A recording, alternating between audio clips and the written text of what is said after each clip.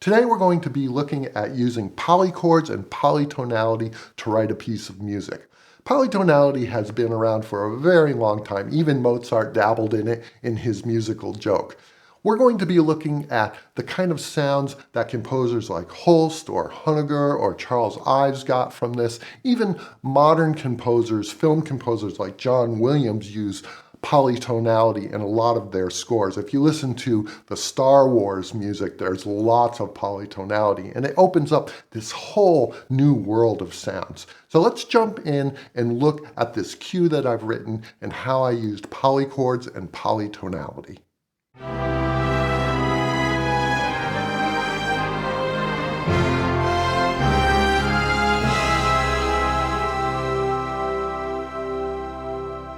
We'll start by looking at this portion of the melody and how I've used polychords to harmonize it.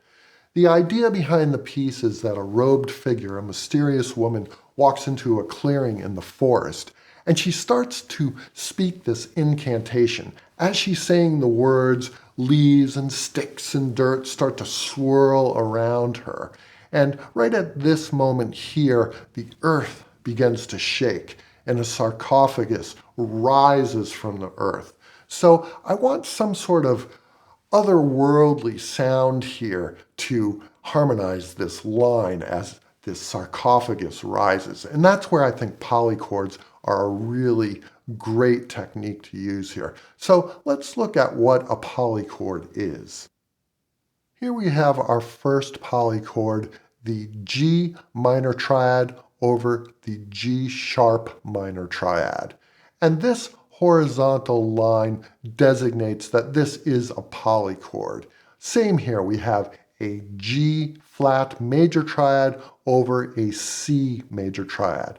If this horizontal line were on a diagonal, this would be a slash chord, meaning that the G flat major would be a triad, but the bottom note, if this were diagonal, would only be a bass note. So this would be G flat major over the bass note of C. So looking at this first polychord, we have two distinct chords, a G minor triad being played over a G sharp minor triad. And that's the essence of a polychord. It's two or more chords sounding at the same time. They can be major, minor, augmented, diminished. They can have extensions. It's just two chords or more sounding at the same time. So if we look at our first polychord, we have this G sharp minor chord in the left hand, and in the right hand, we have a G minor chord. And if you play them both together, we get this sound. Now you might say, well, that's really just chord extensions. That's really a G sharp minor major 7 with a 9, and then this D is some other tension on that chord.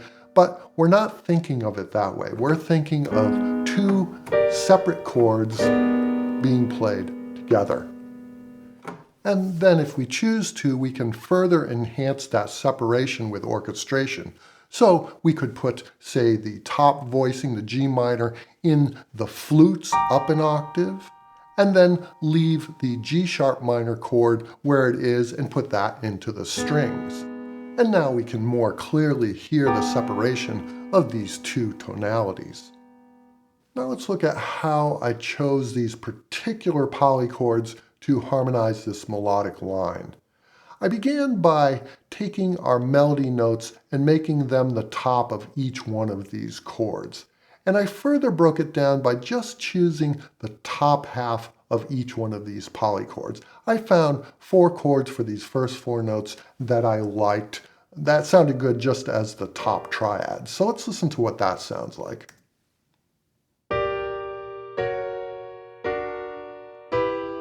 I thought that had a nice magical sound to it. Now this melodic line here as the sarcophagus is rising is also rising in general over time. So to make this a little bit more cohesive and feel like it was somewhat inevitable, I decided to make the line in the bass go down by half step while the line at the top, our melody line, was moving upward. And I thought that since this is going to get very, very dissonant as we move through it, it would help to make it sound like these were inevitable choices for the chords. So once I decided on these top chords, and I had this downward moving bass line, moving by half steps, the next step was to fill in the rest of the bottom chord and pick something that I thought supported the top chords. So here I picked the G sharp minor, then here we have a C major chord in second inversion. And by the way, this chord right here, this G flat major over C, is such a famous polychord that it actually has its own name. It's called the Petrushka chord. It sounds like this. And that was used by Stravinsky in the Petrushka Ballet. Then this next one, I have a D augmented chord at the top, and I put G flat major on the bottom, and then here F augmented with E minor on top. Let's hear those first four chords.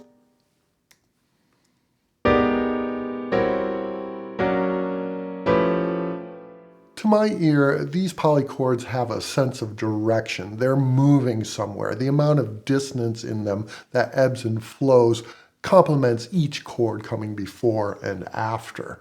Now, a polychord doesn't have to be dissonant. There are very consonant polychords, like say a C major triad with a D major triad over the top of it. In jazz, you might call this a C69 sharp 11 or that D major triad an upper structure triad, but it is still a polychord, just a very consonant and pretty sounding polychord. Now let's take a listen to how I've harmonized the melody in this section with polychords in our piano sketch, and then we'll come back and listen to how I've orchestrated it into the brass.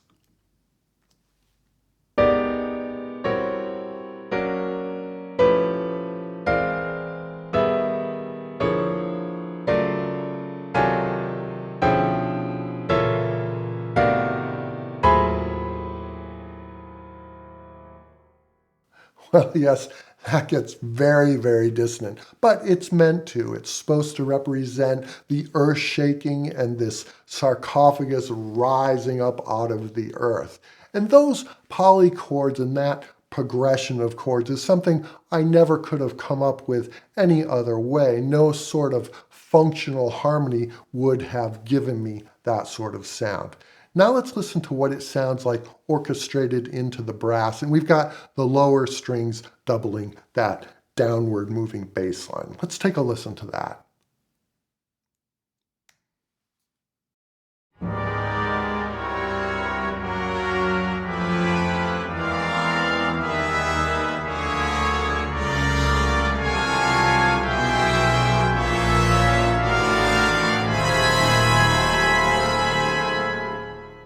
That just sounds so fantastic, voiced into the brass.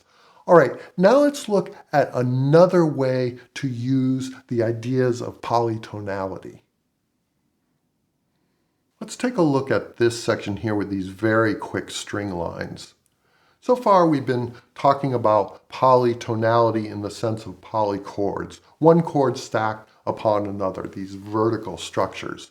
But we can also think of polytonality as key centers stacked one on top of another. So here we have two different key centers. The top two voices, the violin 1 and violin 2, are playing in A flat Lydian. And then the bottom two voices, the viola and cello, are playing in C Lydian. So we have both of those key centers going at the same time, all over this C bass, which would be a chord tone on the one chord of both of these key centers. So let's take an example of that where we have two different key centers happening at the same time. And I'm going to take the song Twinkle Twinkle Little Star, and let's just play it how we would normally hear it.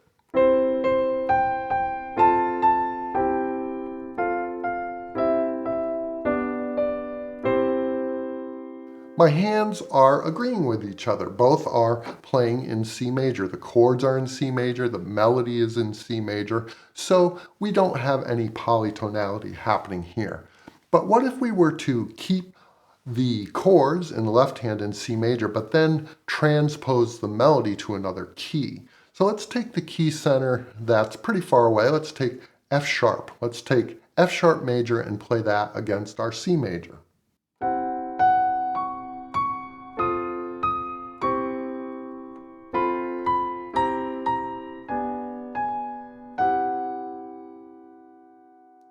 Well, that's quite ear-catching. We know this melody and we know what it should sound like, but now there's something different and something very interesting about it. Could we make this work? Say we're using this in a scene where there's a character who's saying Twinkle, Twinkle, Little Star, saying the poem, and instead of up in the sky saying it to a star, it's actually a spaceship. And so we want something a little bit mysterious as this poem is being said. So if we just take this same idea and voice it a little bit better, let's see if I can do this here.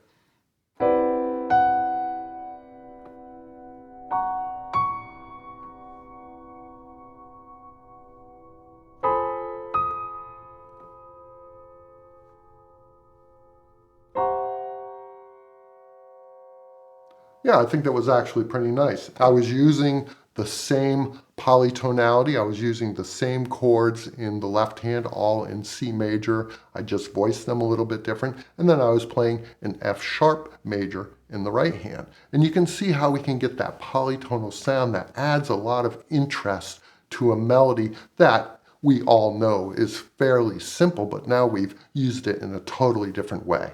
And that's, in essence, what's happening here. We have these top two lines playing in A flat Lydian, as I said, and the next two lines playing in C Lydian against each other.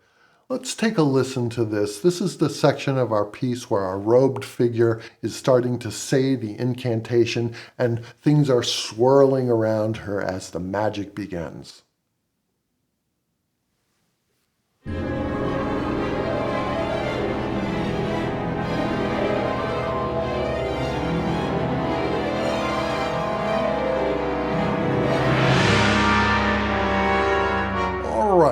Let's look at one more way that I like to think about and use polychords.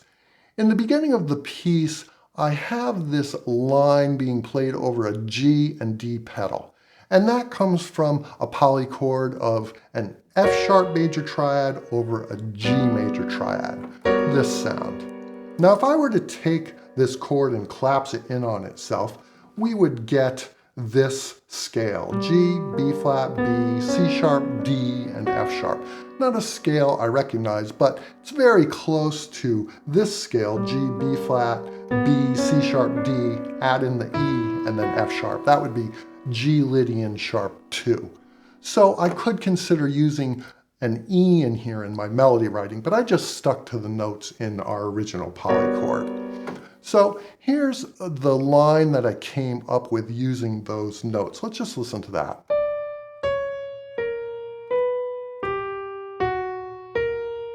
Right, it's a very nice line, a line I may not have come up with had I not stuck to taking that polychord and then using notes from it to write a melody.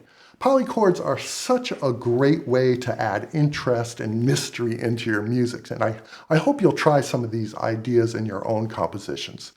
Now let's listen to the full piece and remember the story of this mysterious woman who walks into a forest and she's in the clearing and starts saying this incantation, and the leaves and the sticks and the dirt swirl around her, and up from the earth rises this sarcophagus, and the door opens and out steps an ancient warrior. So let's now listen to incantation, and I'll see you all next time.